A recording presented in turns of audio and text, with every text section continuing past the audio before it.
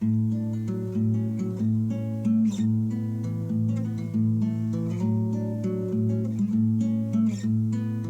everybody, welcome back to Conscientious Omnivore. My name is Pal, out here in the garden today. The missus and I have been working really hard on de-weeding one of the mulch beds here. This was the first one we made at the property here. And you can see we've made some progress here. This back swath has been cleared of weeds. There's still a lot left to go. You can see the rhubarb over there. It's already gone to seed. But yeah, we got some potatoes here that we got from my mom. These are nice purple potatoes. We still got to do a bunch of weeding here. There's a couple of raspberry plants in here. The reason I want to show you guys kind of what we're doing is because I am kind of surprised and almost shocked at how dry the ground is underneath the mulch.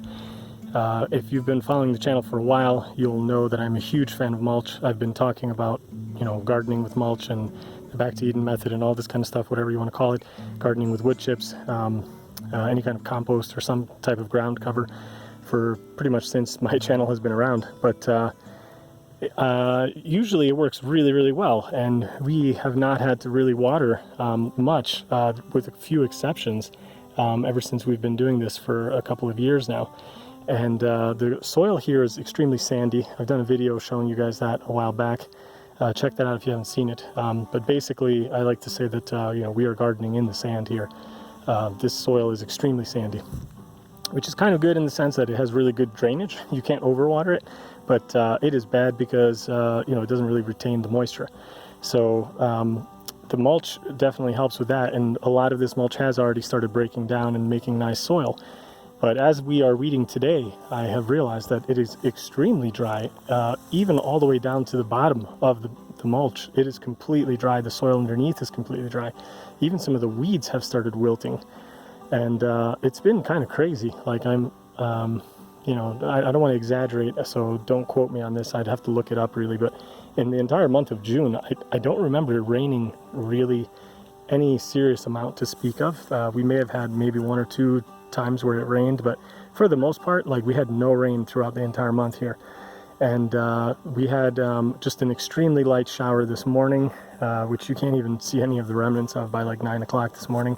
And then we also had a light rain like one night ago, which again, it almost did nothing. There's like just dust underneath all this stuff. So I want to show you guys what we're going to be doing with this. Right now I have put two full barrels of water like that. I've just watered this area where we have weeded, and that is in preparation for getting some plants in there tomorrow morning. I don't know how they're going to do because we have extreme sunshine now and the plants haven't even been planted out yet, so I'm not really sure what we're going to get as far as our harvest this year. Probably not much, but hopefully something. But that's neither here nor there. I just watered this so that it'll be a little bit more receptive in the morning, and then of course we'll water the heck out of it when we put the plants in. But I want to show you guys over here where we haven't weeded. We've got a bunch of wild strawberries growing here. If you've been watching the channel again, you'll probably have seen when I planted this. It was just one little lowly plant, and I had problems with cats burying it constantly with the mulch, and then finally it seemed like it survived. And now it has spread kind of all over the place. It's kind of lost among the weeds here, but you should hopefully be able to see it. This guy right here. So anything you see that's got those leaves, that's all the wild strawberries kind of growing. It's kind of spread all the way into there, kind of in around that way, and then all the way out to here. Now, last week, it was probably, 4 days ago, I watered this like crazy because the wild strawberry was wilting. You can even see some of the leaves haven't even really come back. They're still curled up. Most of it's looking pretty good because I put a whole bucket worth, one of those green buckets worth of water on here in this little area. And what I want to show you guys is here. Let's just pick a spot. I even watered in here because you can see the little strawberries coming this way with the little suckers. So just take a look at what this looks like. I mean, I don't even have to go farther. Just look at this. It's just dust. There's no moisture in this whatsoever. And this was, like I say, watered about 4 days ago. If you get down a little bit lower, there is moisture. You can see down here, there's some of that moisture retained from a few days ago. So this is definitely, it's better than nothing, that's for sure. You can see the soil is a little bit moist down there. But at the top, I mean, it is just all dust. It's just extremely dry. I'm just shocked at how dry it is. Look at this. I mean, this is just unlike anything I have seen here yet. And you know, I've been so busy lately. I've been kind of out of things, and I haven't even really been looking at the news. I haven't done a news live stream in a while. If you've been watching a while, you know I used to do those like about once a week. But just a few of the things that have been going on in the past week or two, it's just insane. I mean, we had a hurricane in Czechoslovakia, or sorry, the Czech Republic. It's not Czechoslovakia anymore. In the Czech Republic, we had hail in, I think it was France. It was like knee-deep hail. We've had like unseasonably warm temperatures in like the UK.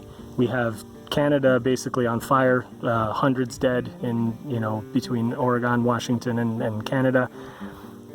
It's just insane. Like, I mean, things are really, really coming to a head.